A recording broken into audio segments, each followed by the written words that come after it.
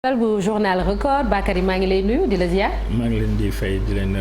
di rafetlu invitation bi di leen gërëm tamit bu baax a baax. tey jii jàngat bi Bakary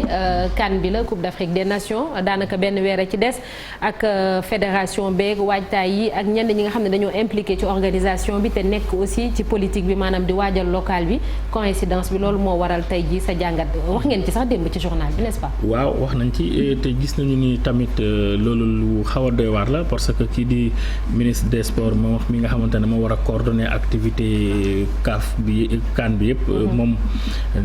candidat la fi nga xamante ne mooy Fatick premier président fédération sénégalaise de football maître Augustin Senghor moom it ministre maire sortant la fi nga xamante ni mooy Gorée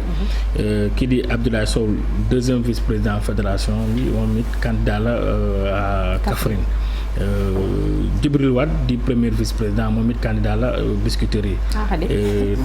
tout comme Seydou Sané mi nga xamante ne mooy porte-parole u fédération bi moom it candidat la conseil départemental bu Ziguinchor donc mun nañ lim ñu bëri ñi nga xamante ñoo nekk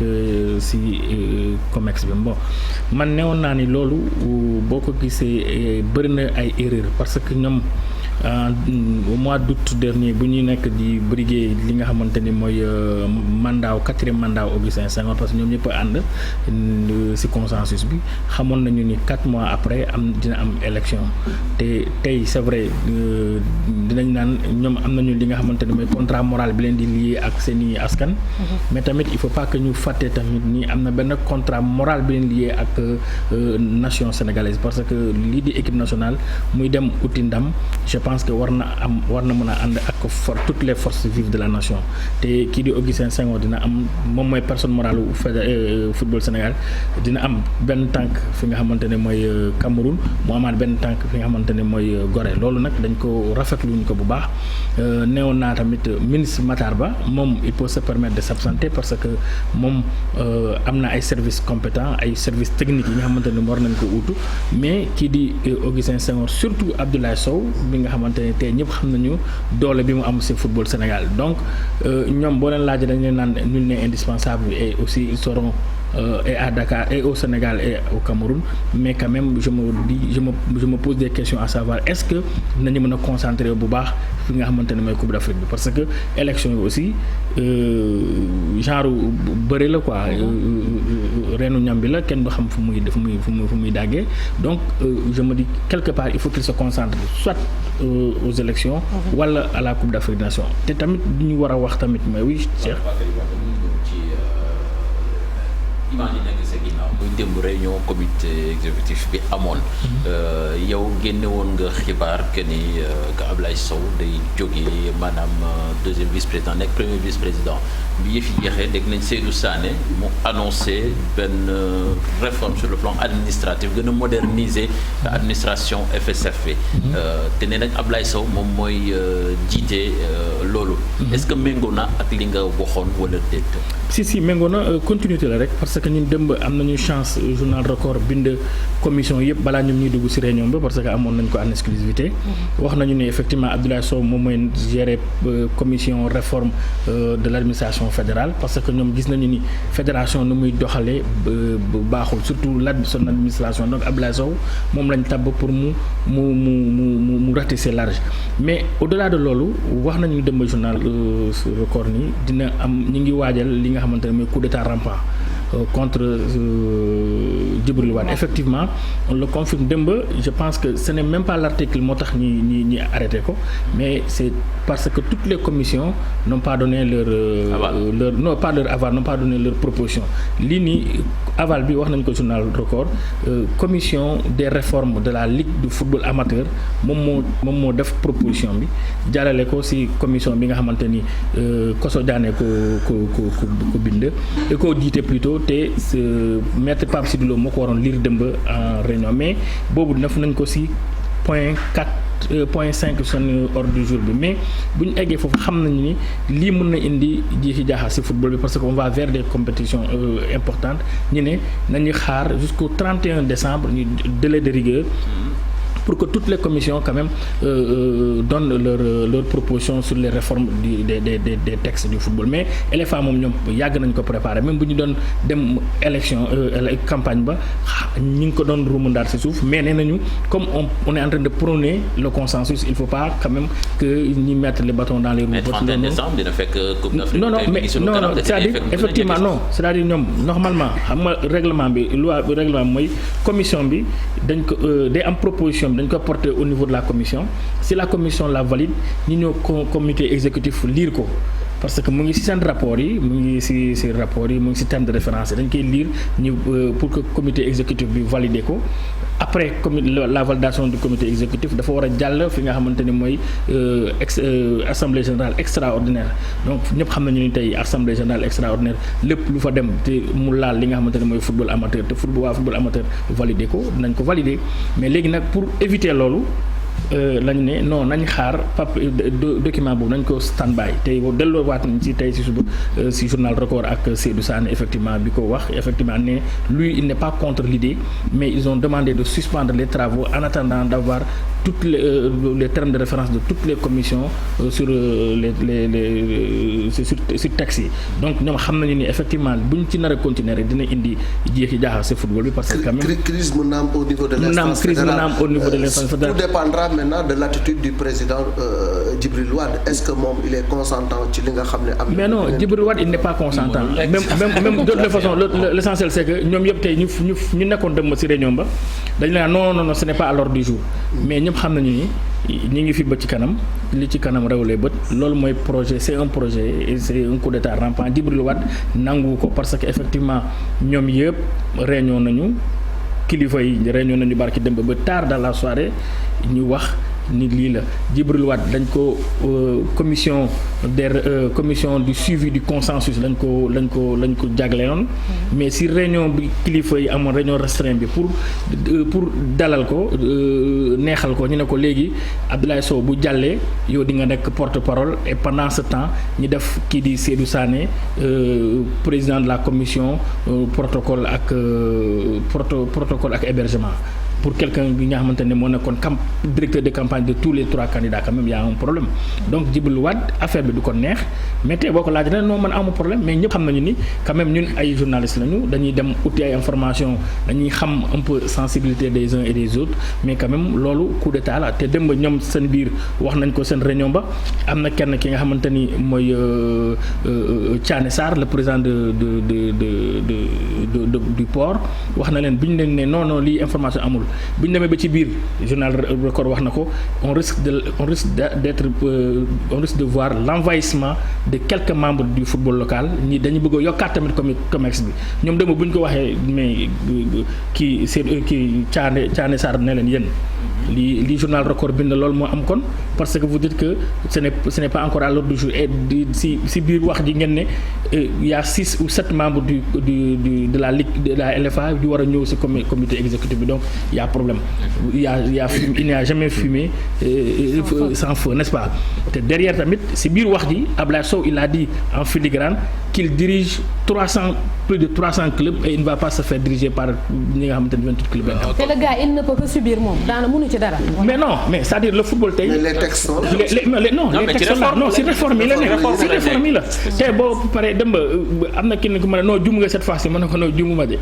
yow yaa peut-être compréhension moo ñëwul ñun duñu bind xam nga le journaliste aussi day anticiper. boo xoolee bu baax am na partie yoo xamante ni y a le conditionnel parce que mais nous on sait pertinemment que fii ak quelque temps loolu mooy am maintenant est-ce que article bi bu demb moo tax ñu reculer je ne suis pas sûr je me dis effectivement les travaux ne sont pas encore achevés il faut que quand même ñu continuer si travaux yi. Parlons CAN maintenant parce que li soxal Sénégalais yi mooy une bonne gestion de la campagne te gis nañu ni la majeure partie ñi nga lim am nañu benn tànk Cameroun benn tànk fii ndax tey ci njeexital mënul indi ay rëq-rëq ci gestion campagne Cameroun bi ñu jëm. non c'est que nit ñi dañuy fooye loo xamante ne waruñu ko fooyee Malick Coupe d'Afrique des Nations 2022 bi dafa sensible côté Sénégal à plusieurs niveaux parce que maître Augustin Senghor moo fi waxoon ni du day yem ci 3e mandat concours de circonstances yi tax mu ñaanaat 4e mandat ñu may ko à travers un consensus même su fekkente ni le consensus a été plus ou moins torpillé par Mary Touré qui ne l'a pas voulu et par Saër Seck qui s'est retiré en cours de route parce qu'il ne se retrouvait plus mais malgré tout ñi nga xamante ne ñooñu lañ jàppoon ni il faisait partie des farouches opposants d'Augustin en la personne de Louis Lamotte ak ñoom Baye Diouf Da ils ont accepté de l'accompagner et ils sont devenus même les chantres de ce consensus là donc on va vers une compétition malheureusement 6 mois après te ñoom nee nañu manko wuti ndam li mais bu ñu leen gisul ñu leen lu bare fi nga xamante ne mooy Cameroun te équipe bi eggul fu ñu koy xaar on va dire que pourtant taluñu woon équipe bi te ñoom ñoo bëggoon taluñu woon équipe bi ñi dem politique.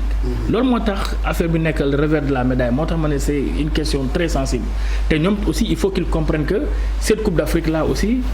et la résultante de cette Coupe d'Afrique là aussi va de leur avenir au sein de la Fédération sénégalaise de football parce que quand même à chaque fois que Sénégal bokk ci favori on y va on revient bredouille ren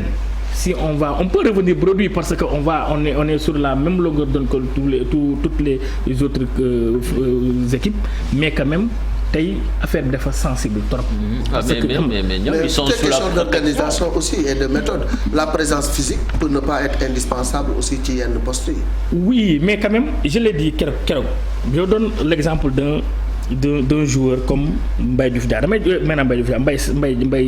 Mbaye ñaaw dama ko joxe ni exemple pour nga comprendre un peu Aliou Cissé dem na ko seeti ren parce que daf ko tegoon benn match fii contre Congo mu seeti ko ren moom ak Edouard Mendy au sortir de leur discussion tout s'est bien passé Aliou yaakaar ni moo fi ne un samedi dimanche mu dem Parc des Princes après match Paris Saint-Germain mu gis benn message bu Mbaye Niang ne ko coach su fekkente ne da nga ma war a indi équipe nationale pour di ma teg ban jarul may ñëw bàyyi ma sama club mu nekk problème on était au mois de mars 2020 plutôt mooy début Covid bi donc Aliou Cissé woo ko raisonné ko mais n'a pas voulu il est obligé de solliciter l'arbitrage du président de la fédération Maître Senghor kooku tamit interpellé Mbaye Diouf Mbaye Niang est resté campé sur sa position boobu ba léegi lañ ko gëjee gis équipe nationale mais bu ñu lañ dem compétition lu mel ni Coupe d'Afrique am na ay joueurs yu bëri yi nga xamante ne ay titulaires lañu seen club ou bien